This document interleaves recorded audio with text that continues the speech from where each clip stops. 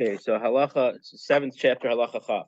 So we were talking about different types of produce that Shmita, for some things, for most things, if it's edible, Shmita applies to it and to its money. If you would have bought or sold it, the money would have sanctity, and you have to do beer on it, which either when the time comes when it's no longer available in the field, you either have to destroy it according to the Rabbi's opinion, or the other extreme according to the Rabban, declare it ownerless, but then you're allowed to take it back.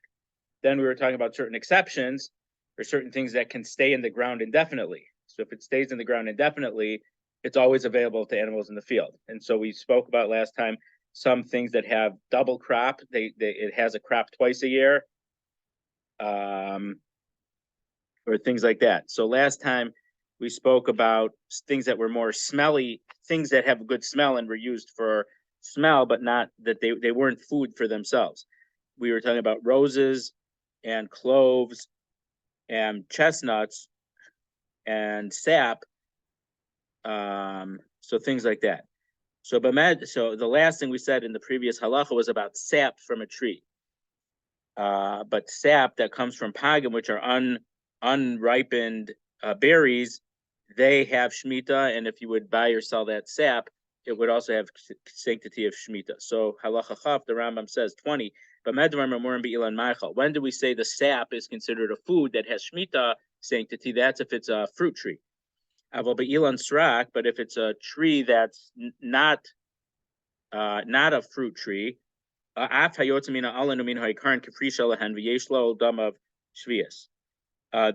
stuff that comes from the leaves and from the roots are just like are considered their fruit, and they are shmita, and their money would have shmita. So what he's saying, we might have thought the opposite, but he's saying if it's a fruit tree, in most cases the sap is not. In most cases, the sap is not the fruit because there's actual fruits that come out from it. However, if it's a non-fruit bearing tree, this stuff is considered the yield from the tree. So that's the Shmita. Okay, sorry, I had the wrong page open. And Rav Kook says this is only when, so that's talking about the sap. But if you would use the wood itself and make sap out of the wood, then there's no Shmita. And since it's coming from the wood, it stays wood. What last week about the maple? No.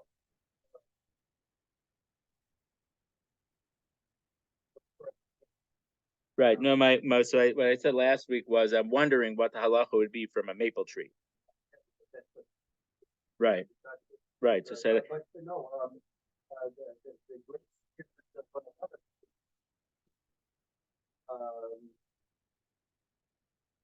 So we spoke much earlier about using wood. So we said that you're not allowed to chop down a tree before it develops the fruit. Then the fruit has to be at least, I think, a third of the way developed, because you're not allowed to destroy Shmita produce. So when the Shmita produce is in the process of being developed, you're not allowed to chop down a tree. You're talking about chopping down a tree for wood. But once you would have allowed the tree to yield its crop, you're allowed to chop it down. And even though you're not allowed to cut down fruit trees, there's like 3 or 4 examples of halacha where you're allowed to, and that's if the wood is more valuable than the fruit, or there's 3 or 4 things, and we spoke about that. So you would be allowed to chop down a tree on Shmita to use the wood under those circumstances. Wood for the wood.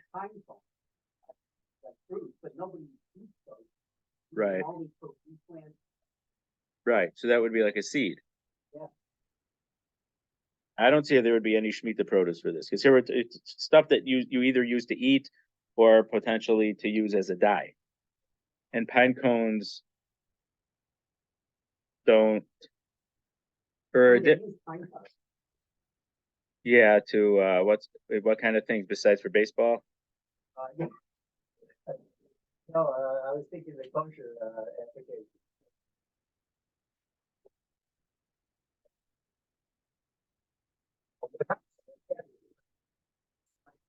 Oh, but it's not a food. No. Right. Okay. Halacha Chaf Aleph. Hakovish Vered Shvius B'Shemen Shel Shishis. So we know that you're allowed to use, and they, in those days they would rub oil into their skin, and olive oil.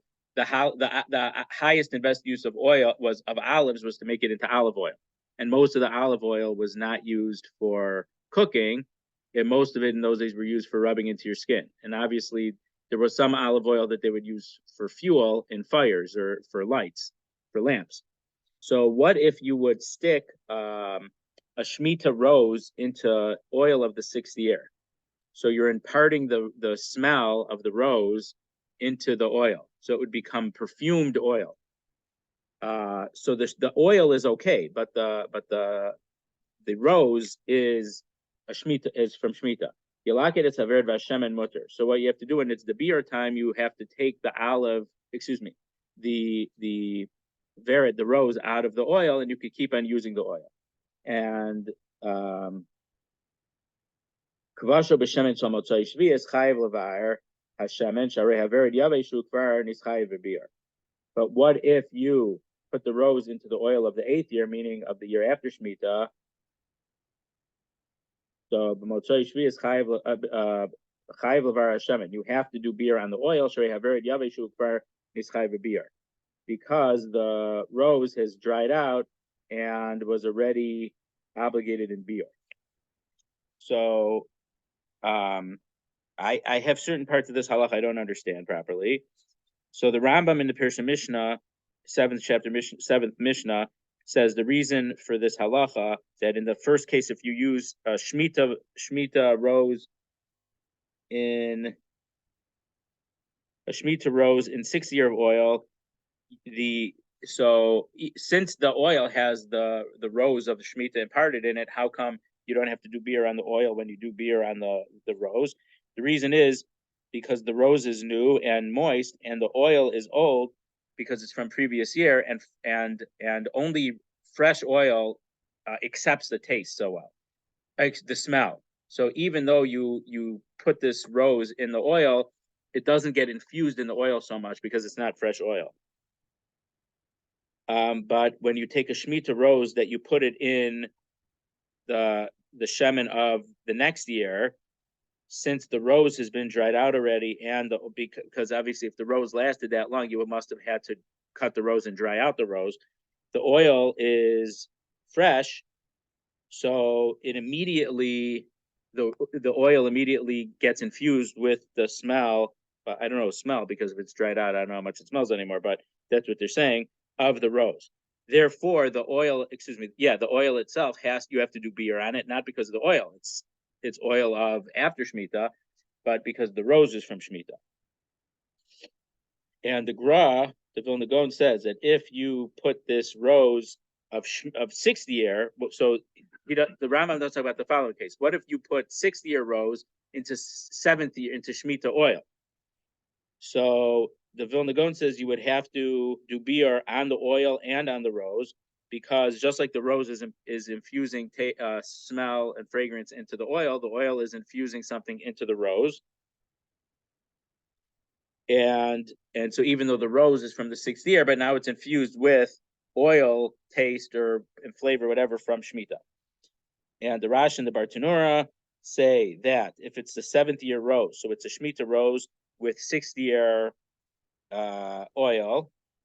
So the Rambam said the reason is old oil doesn't accept taste too much, so not much of the rose got infused in it. The Bartanura and the Rash say the reason you have to take away the rose. So it says you should take, when it says you have to take away the rose, you take away the rose before beer comes. So then once the beer comes, there's no rose in there anymore. You don't have to do beer on it, because it only received taste of the Shemitah rose while you were allowed to have benefit from the Shemitah rose. But then once the beer came, there's no rose in there anymore. So we only say you have to do beer if you have the actual Shemitah produce in there. Once you have already taken out the rose, even though there's scent of the rose infused in there, since the rose isn't there anymore, you don't have to do beer. That's how the Bartanura and the Rashi explained this halacha. But if you would take a Shemitah rose that you put into eighth year oil, so the oil was not from Shemitah, but the rose was, so since the rose already the time of beer for the rose already had to, you have to also do beer on the oil because Shmita, the sanctity of Shmita will get imparted into anything as long as it will infuse a taste.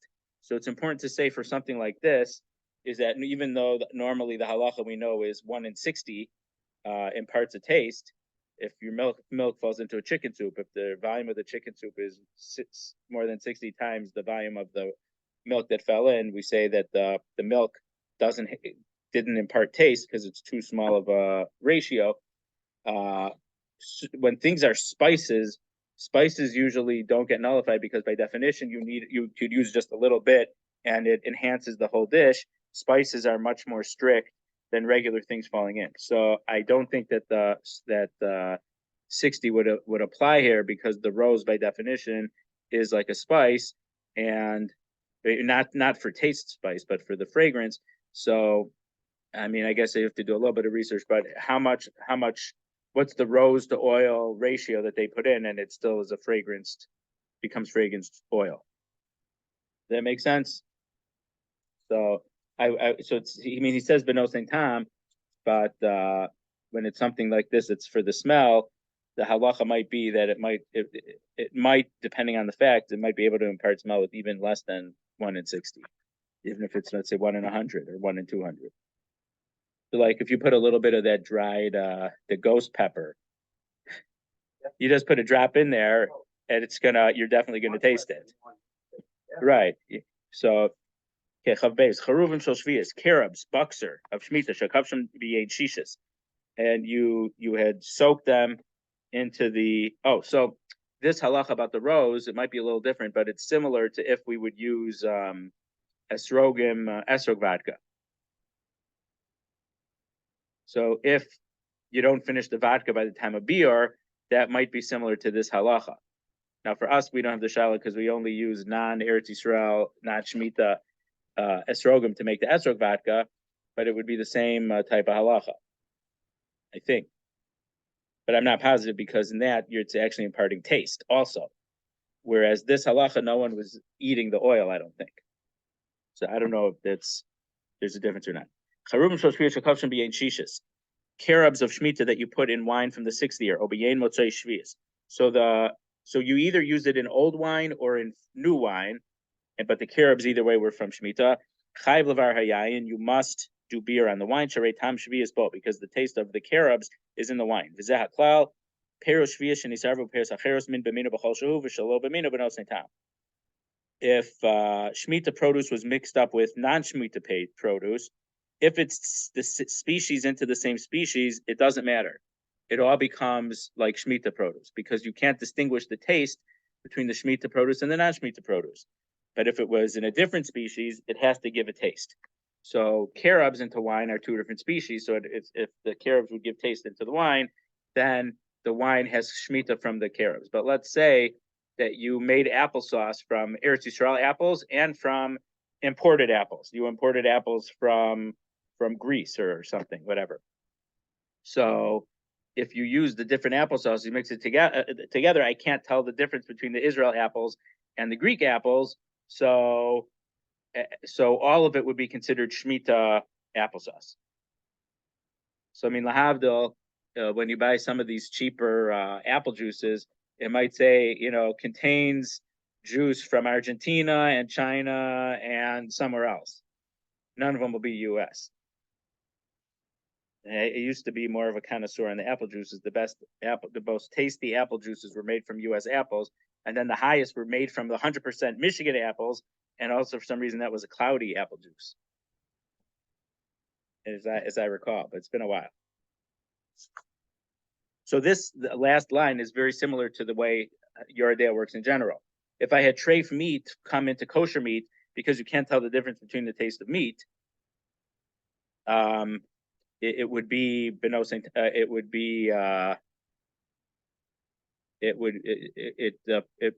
be nullified. If it's, let's say, chazer comes into meat, that might be considered different taste, meaning that we don't rely on this, but anymore. The Ramah doesn't, but the Beis Yosef would rely on a chef, an expert chef with who has a reputation to uphold. he could tell us, yes, I taste this in there, and then you'd say, okay, it's not kosher. And if he doesn't taste it, then you say it's kosher. So so I'm just saying chazer into meat might be considered two different types of things that the taste could be distinguished. But regular treif meat into regular kosher meat, I can't taste the difference between kosher meat and treif meat. Whereas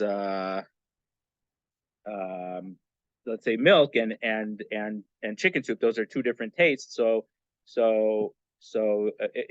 to the mechaber, you could have him taste. Do you taste the milk in there? Do you taste the butter in there? Where so that would be with 60. So either when you have no chef, you have to estimate with 60, or according to the Ramah, we only estimate with shishim. We don't ask the expert chef.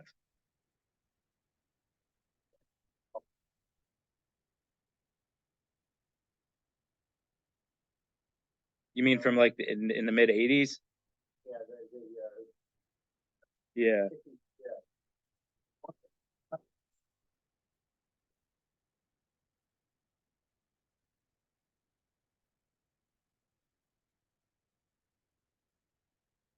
That was before my time, but I remember my father telling me what Ramosha said was that those things were sold to wholesalers. I mean, to let's say like caterers. So the likelihood of people actually warming that up in their house was extremely low. That's what my father said. Ramosha said, and but it was before my time. So I honestly, I mean, I was alive, but I was a little kid, so I don't remember that. So with this wine, the Rash and the Bartanura say that if you want to drink the wine that the carobs had been soaked in after the beer time, you're not allowed to drink it. But if the carobs were, and this is according to their own opinion, if you took out the carobs before the beer time for the carobs, then the wine will remain mutter, since it only becomes beer if the produce of Shmitta is still in there. If only the taste of Shmitta is in there, then it's not a problem. So that follows their same opinion we saw in the previous halacha about the rose in the oil. And they also bring an opinion that when we say Shmitta, if it's same species in the same species, it all has the sanctity of Shmitta. That's if it's after the beer time. In regard to because in regard to the Isser, the prohibition of using Shmitta fruits after the beer time. But before the beer time, so what happens if you're making the applesauce and it's before beer? So we do not say that the whole applesauce is Shmitta applesauce and some of the applesauce is from Israel.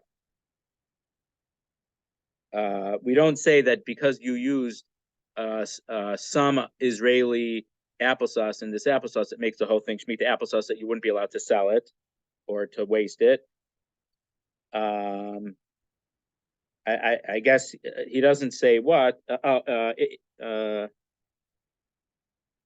So that it would depend if you have 1/60th of Shmitta produce in it. So if it's at least 1/60th, even though you can't distinguish the taste between the Israeli applesauce and the Greek applesauce, is if 1/60th of the volume is Israeli applesauce or more, then the whole thing is considered Shmitta sanctity. But if it's only 1 in 100 or 1 in 61, then we consider the whole thing is not Shmitta produce. You're allowed to sell it for any amount. You're allowed to waste it, etc. You can feed it to your animal, even though you're not normally allowed to feed Shmitta human food to your animal. After beer, that's the only time where we say that any amount of the same species makes the whole thing forbidden. And if it's a different species, then it's 1 in 60. So if you were to put, like we said here, the carobs into the wine, you would need 1/60th or a greater concentration of carobs. That would make it usser, because you could tell the taste distinct. You could distinguish the taste between carobs and wine. These details about before beer or after beer, they are they go according to the different opinions, each according to their opinion, meaning to the Rambam's opinion, the Ravid's opinion, and the Ramban's opinion.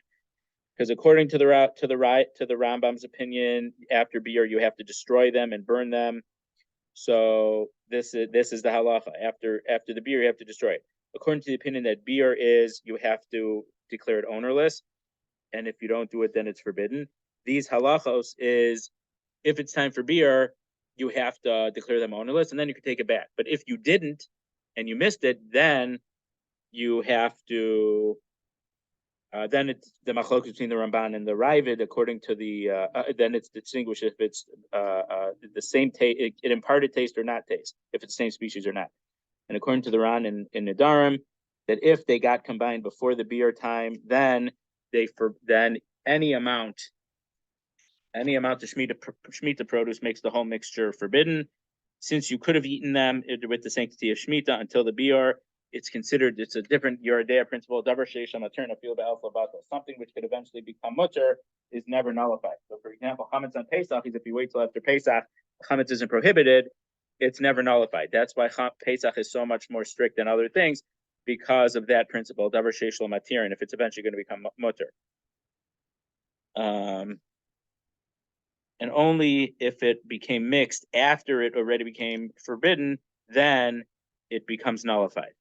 So according to the Ran, if it got mixed in a time when it was mutter to eat it, in July, I mixed it together. From the fact that I didn't eat it before the BR, that's worse than if I would have mixed it together in September, after the BR time already passed.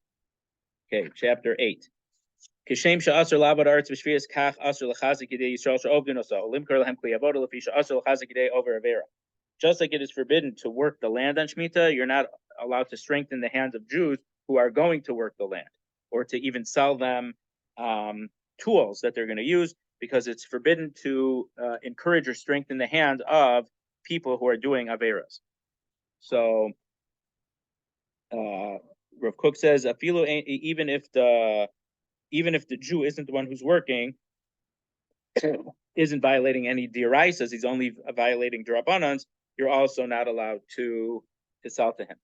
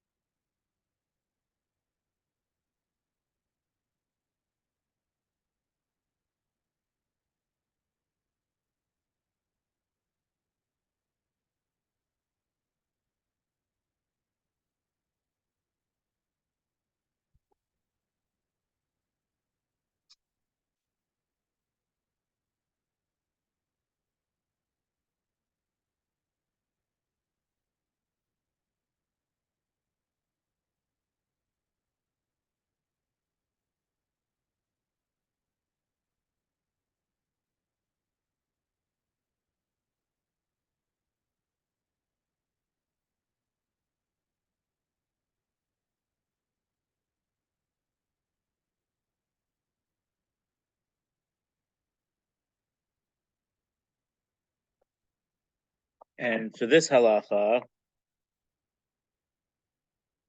I'm not sure is to strengthen Yedei over Avera, is that part of Lifnei Iver Lositin Michshal, of placing a stumbling block? So, meaning if I know that someone's a Nazir, I can't give him a cup of wine, because since a Nazir is not allowed to drink wine, and I know he's a Nazir, I am, I'm giving him the opportunity to do an Avera.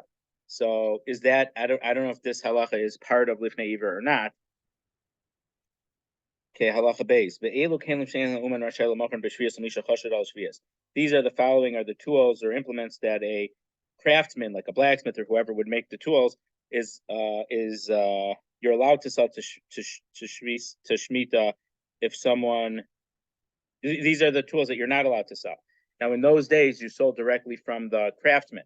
Nowadays, when there's always a middleman of the store, is that different? I'm not sure. So this is what you're not allowed to sell to someone who is has a reputation that they don't keep Shmita. A plow and all of its accessories, all the yoke, the hamizara, the hadakar, a winnowing tool, and a mattock. What does he say that is? It says a mattock is a long pronged tool. This is general rule.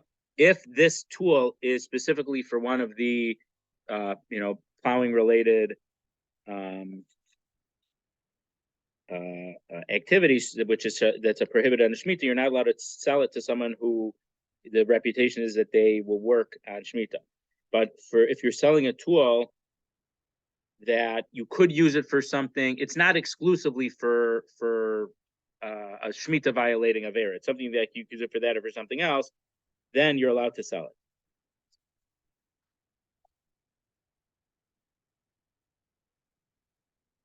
So like, I don't know, so like a shovel, which is a flat-ended shovel. You don't dig with a flat-ended shovel. So the odds are you're not going to be digging in a field with a flat shovel. So you'd be allowed to sell that type of shovel, even if the person ends up using that in the field. So the Mishnah Rishona, the commentary on the Mishnah in the 5th chapter says the fact that that which you're allowed to sell to someone who doesn't keep Shmita, when we're saying if you could sell it for if this tool is usable for a Shmita violating activity and a permitted activity, it depends on the percentage. If it's 50-50, then you're allowed to sell it. But if it's 70% that you use it for a Shmita violation and only 30% that you use it for a mutter thing, then you're not allowed to sell it either. Excuse me, he's saying something else. When you are allowed to sell it when it's 50-50, that's if he could go somewhere else and buy it from somewhere else. So then and here he says, then there's no lifnei iver. So according to this, it definitely, to the Mishnah Rishona, this halacha is part of lifnei iver. So Minatorah is only because of what I'm going to do to him, he's going to violate it. But since this guy could get it from somewhere else, if I sell it to him, it's not a violation. It's only asur midrabanan to sell it to him, being machzik day over avera. So therefore, it might be that lechazik day over avera is a rabbinic application of lifnei iver. But if he can't get it from any other place, then there is a problem with lifnei iver on a Torah level. You're not allowed to sell it unless it's majority. Then it's majority for a permitted use. There's some tool that 40% of people use it for this, but 60% use it for the permitted thing. Then you're allowed to sell it then. And then if it's exactly 50-50, then if you can get it from somewhere else, you're allowed to sell it to him. And if it's 51% that it's for something asur, you're never allowed to sell it then. Gimel, Ketzad Mocher Hu Ketzad. So what are cases that you're allowed to sell? Mocher lo hamaga v'agla v'chol kela. You could sell him a sickle and a wagon and all the accessories of a wagon. If you would harvest with the sickle or a little bit and put it on your wagon, there's no problem for that. You're only taking 3 meals worth of food. That's allowed. It's only asur to do in certain ways. But since you can use a sickle, because you're allowed to harvest a small amount, so for something like that, that's something that you're allowed to sell it. So Rav Kook says, according to the opinion brought down in the Beis Yisrael in the Pasach Shulchan, that you're not allowed to harvest on Shmita at all, even in a temporary way and a small amount, and you're not even allowed to harvest from stuff that was completely declared ownerless and had no fence around it. So meaning the Pasach Shulchan mentions opinion, you're not allowed to use any regular harvesting tools. The fact that you're allowed to harvest from an ownerless field, according to this opinion, is only if you separate it by hand from the ground. So then you wouldn't be allowed to sell these particular tools. What would you be allowed to sell on Shmita? Only something that you're able to do mutter things with that are not related to work at all. For example, some type of hacksaw that you would use to cut bones of an animal. Of a butcher would use, let's say, or a wagon that's usable to put other items on. But if it's a type of wagon that you could only use for harvesting with, then you're not allowed, according to this particular opinion, you're not allowed to sell it um, on Shmita.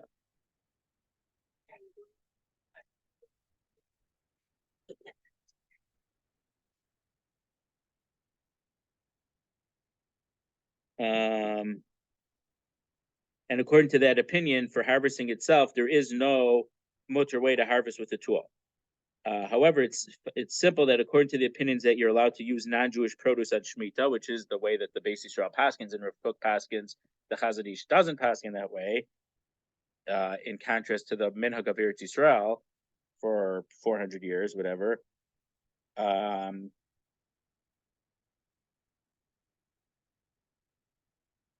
If you could,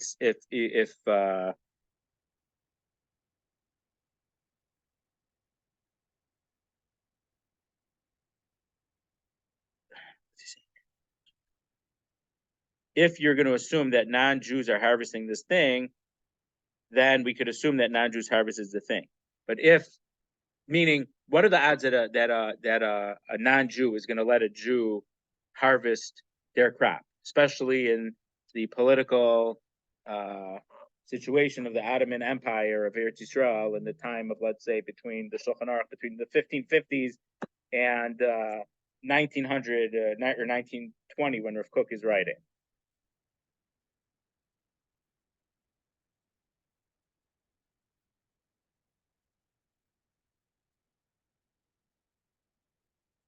So if we're in a time when Jews didn't own any land there, you could sell it to a Jew because there was no worry that he was going to actually use it. Now, why is he buying it? I don't know, but it might be possible to explain these last two lines in Rav Kook a different way. But this is how it seems to me, even though I'm not saying it makes 100% sense. If someone keeps, that they're reliable, they're not going to work on Shmita, you can sell it. In general, you're allowed to sell it. I can sell him a spade that it's a spade for digging up ground. Maybe he's buying it now to use for after Shvias. Because what is he? That guy's an economist, and he knows supply and demand. Since Jews aren't going to be harvesting now, the blacksmith is going to be desperate to sell it, so he'll get it on sale right now. A Yiddish cup, as we say. And according to Rashi and Gemara Avodah Zarah, the halacha that it's usher to sell to someone who the reputation is they would violate Shmita, if you're not allowed to sell him tools that are used in violation of an isser. This is talking about things that are always produced. You can get it at any time. So we're not able to assume that, meaning there is a halacha. I mean, this, I don't know if we have a principle of the Mishnah Pirkei Avos says you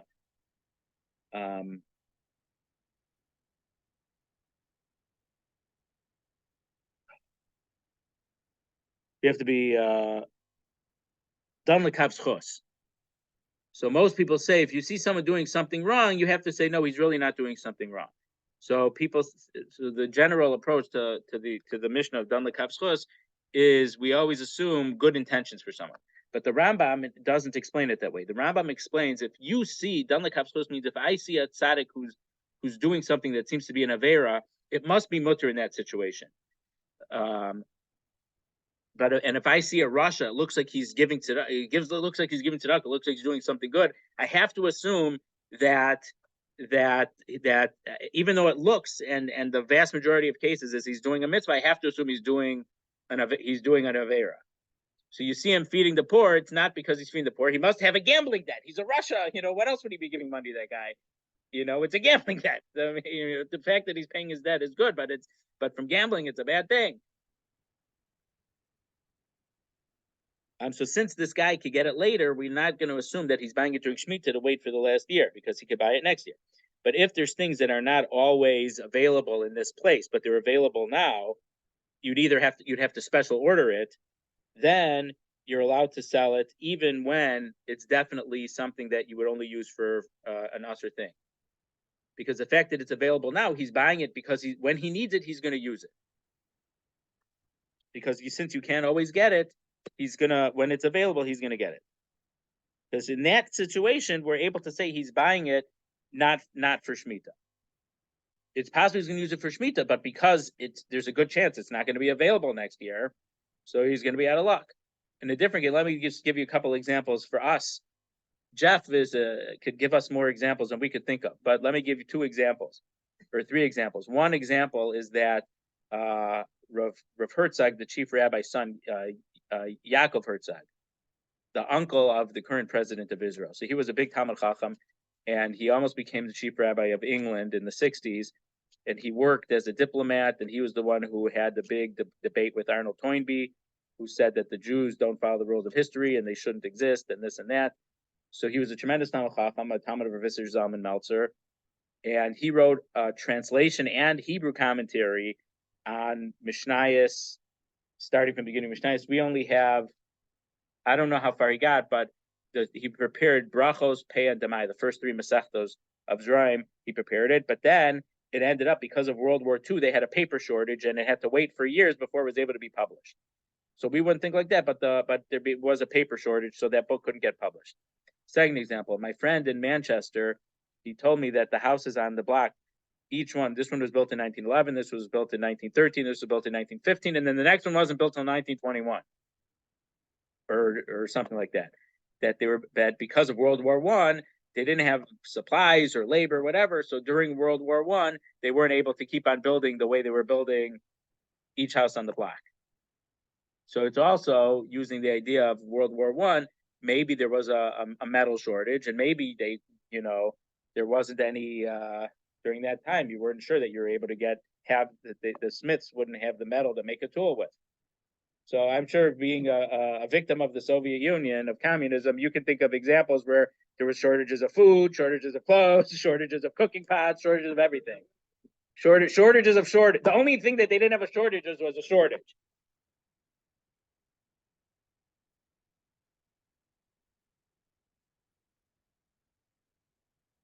And it appears that,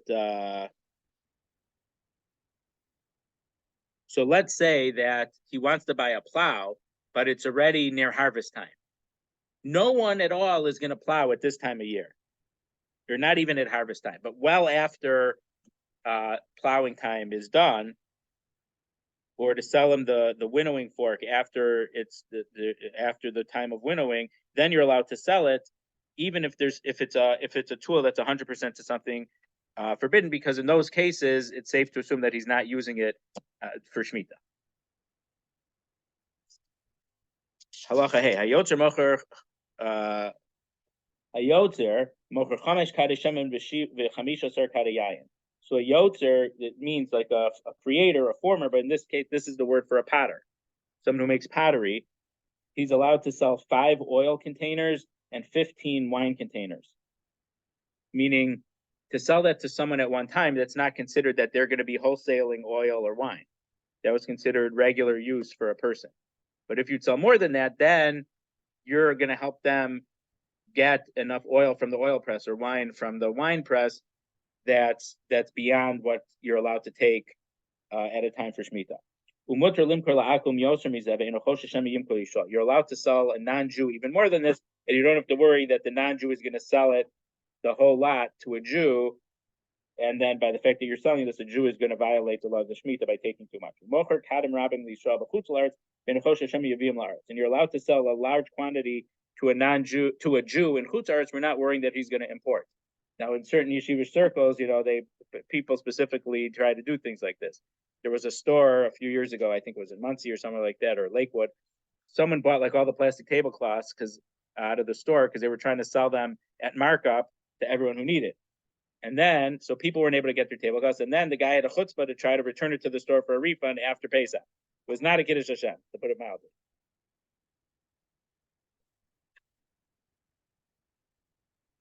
So we're not worried that people are going to do this. Except, however, I know a bunch of people who are likely to do this. I couldn't name them offhand, but I know of people who would do that. According to the Rash, though, Rav Kook feels that that you're allowed to sell to a Jew in Chutz La'aretz more than 15 oil or 5 oil jugs or 15 wine jugs. Even though you know that he had exported wine from Israel and he's going to put this Israel wine into the pots. That's even mutter. In Eretz Yisrael, if he was bringing oil more than five jugs of oil or more than 15, he's in Eretz Yisrael. If he brought more than 5 jugs of oil, but he did it in a mutter way, or more than 15 jugs of wine and he did it in a mutter way, you're allowed to sell him. Meaning, the guy I don't know exactly how it works. If he brought a giant barrel and he's splitting the barrel into jugs. I don't know exactly the facts of how this would behave, but he brought a very large quantity of wine, but we know that he did it in a mutter way, and it's going to be 30 jugs of wine. He could split it into the 30 jugs. And that he brought it all from ownerless property, even though you're not lechatchila allowed to bring more than this, but if he brought b'diavad, it's okay. Therefore, you could sell it if he already brought the wine, meaning we can't give him before he has the wine in front of us, because maybe he's gonna, because he has this much packaging materials, he's gonna take too much wine. But if we see he already has the wine, we're not causing him to do anything wrong. Okay, in Chutz La'aretz, you're allowed to sell him many, even though we know that he imports wine or oil from Israel, because we can say that the fact that he brought it from Israel, he brought it from completely ownerless stuff. And even though you're not supposed to export Shmitta produce to Chutz La'aretz,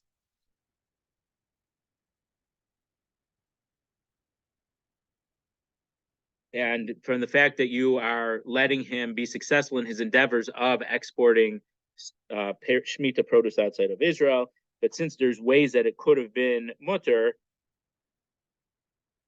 because maybe he's using these, we know that he imports Israeli wine, but he also has, domestic wine.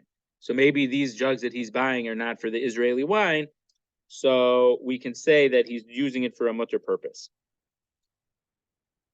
And the Pasal Shulchan says, based on the Gra, that you're allowed to sell in Chutz La'aretz more than 5 oil or 15 wine jugs, even if you know that the person who's buying them is from Eretz Yisrael. He just came to buy them outside of Eretz Yisrael. We're not worried that he is going to bring them to bring them to Israel to sell them to people who are going to violate the Avera.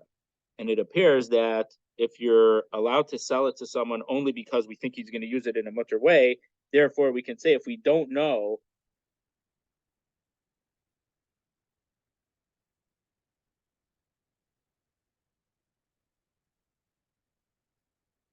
if we know that in Israel he has forbidden wine, it was from his own locked up, vineyard that he didn't let other people into, so then you're not allowed to sell him more than 5 or 15, because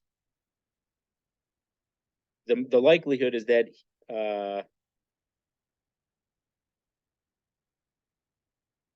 because maybe we know that he has this forbidden wine, but maybe he's also going to get mutter wine from an ownerless place.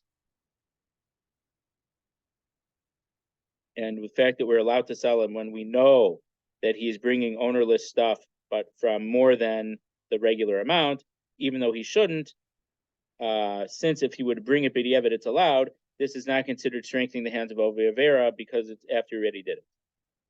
And the the Pasal Shulchan also says you're allowed to sell higher than the quantities of 5 and 15 jugs in Chutz La'aretz, even if the buyer is from Israel, we're not worried that he's going to import them to Eretz Yisrael and then put prohibited wine or oil into them.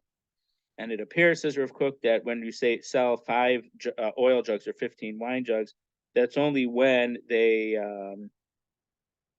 when it's the type of kli they are, is that you would only store wine in this one, or you could only store oil in that type of thing.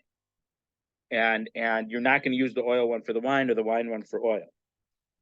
But if they're the same thing, and you just call this an oil jug and a wine jug, but they're identical, then you have to worry that if you sell him 20 things, he's going to use all 20 for oil or all 20 for wine. So it's a problem, because we say that he's going to use all of them for one type of thing. So the question is, are you only allowed to sell 5? And we're assuming he's putting in oil, or you're allowed to sell 15 because we assume he's going to put in wine. So Rav Kook says you could sell him 15. We could assume that he's going to use it all for wine. So we don't have to assume that he's only going to use oil and then have 15 jugs just of oil. We could tell him 15 total, not 20 total, because for that we can't assume that he's only going to put wine into them, not oil.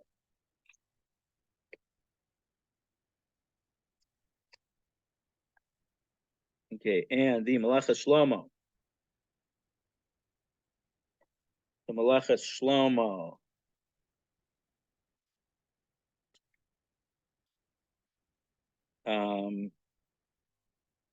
Place. Malacha Shlomo in Perek Hay says that you're allowed to sell more than 5 and 15 in Chutz Aretz, even if. So let's say you had jugs and you exported the jugs to Chutz Aretz, you could sell any quantity. Just the fact that they were made in Israel doesn't mean that the limits apply. And it appears that even if they were made a special way in Israel and you could tell that they're from Israel, we're not worried for Maras Ayin that someone has too much of Eretz Yisrael things. Meaning, you see a guy with 20 wine jugs, Eretz Yisrael wine jugs. We don't assume that he imported the wine from Eretz Yisrael in the wine jugs. We're allowed to assume that he had empty Eretz Yisrael wine jugs and it's Chutz Aretz wine in them because he's living in Chutz Aretz. And the Mishnah Rishona holds that these are, when we say 5 and 15, so those are very big barrels at 15 or 5, that those are what they could put in a wagon. According to this, if they're smaller than the regular size, you could sell more. So whatever the standard, it's not 5 oil jugs, but 5 of the standard oil jugs. So if you have smaller than average oil jugs, you're allowed to sell more than 5, up to the amount that would be equal to 5 regular jugs. So it's just like you sell a barrel of oil, there's a set amount of what a barrel of oil is. Or you sell gold, you use troy ounces and not imperial ounces. So it depends on if there's a standard way of a standard size for these things. And the Mishnah Rishona also brings an opinion that if you brought more than 15 or 5, you could sell him more, because we say once he already has from ownerless wine, he's allowed to keep it. That's only if we say that we know that he has a very big family that he's going to use that much. And in general, the Chachamim said that you're allowed that your family would use 5 barrels of oil or containers of oil and 15 of wine. But if we know that he has family visiting, so he needs extra, then it's okay. But if we know that he doesn't have any need for it and we know he's stacking up, then even if he already has it, we're not allowed to help him to keep it, because we know that he's violating what the Chachamim said about that, and you're not allowed to sell it to him. Okay, halacha vav, and this will be the last one we do today. Umocher lechashud parach oreshes b'shvius. So let's say, I guess we would call it what's it called, a draft horse or a draught horse, if it's used for working.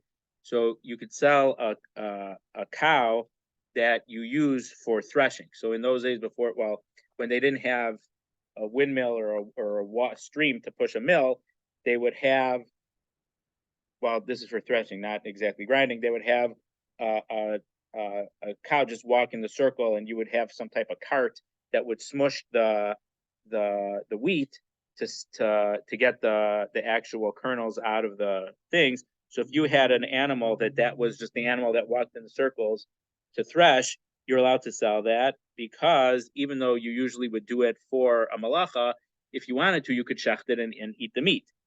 And you're allowed to sell someone a piece of land because maybe he's just going to leave it empty. But you can't sell an orchard unless you, part of the sale, you made a stipulation that he's not allowed to use the growth of the fruits that year, because this is someone who you know is going to pick it normally and not follow Shmitta. You could lend someone weights or the measure of a saw, even though to measure, and you know that he has a silo full of grain. And you could also break money for him and give him smaller coins. You know that he needs to break the $100 bill because he needs to pay his workers who are engaged in his agricultural pursuits. But if we know explicitly, he says, I need to buy your animal because I need a threshing animal, then you can't say, well, maybe he's going to shecht it. He told us he's going to be doing something else with it, so then you can't do it. So if he lent it through a way that we could have assumed that it was mutter, and then he later came, we find that he's doing so. So what if you sold it to him or lent him something, assuming that because he could do something mutter with it, but then you're going past his property and you see that he's doing something prohibited with it. So then you're not forced to take it back. In the case of lending, a sale is sale. But if you lent him something, you can't say, okay, your loan is up, I need it back. You don't have to do that. You can let him keep using it. Or even if you rented him one of these tools, because assuming he was going to do something mutter, and then after you saw that he did it in a prohibited way, it's not your fault. And you're allowed to sell him fruit even during the seeding time. Now, when it's time to plant, you need fruit in those days because you didn't go and buy a package of seeds. You had to open up the fruit and take the seeds out to plant the seeds. So when he's buying real fruit, we could, even though it's the time to plant, we could assume he's buying the fruit to eat the fruit. And it appears that what if it's seeds for flowers? You know, stuff that you grow in a garden, but it's not edible. It's not food stuff. So you're not allowed to sell it because there's no way to say that it's going to be mutter. Because what else is he going to do with this except plant it during Shmitta? Because unless it's a case where it's hard to find this particular species and he's able to keep them alive till next year without planting them usher, then you're allowed to sell it and assume that he's doing it for the next year, just like we said for the tools and other stuff. So we'll leave it here at Halacha Zayin, and let's assume next week we'll do it after Marav again.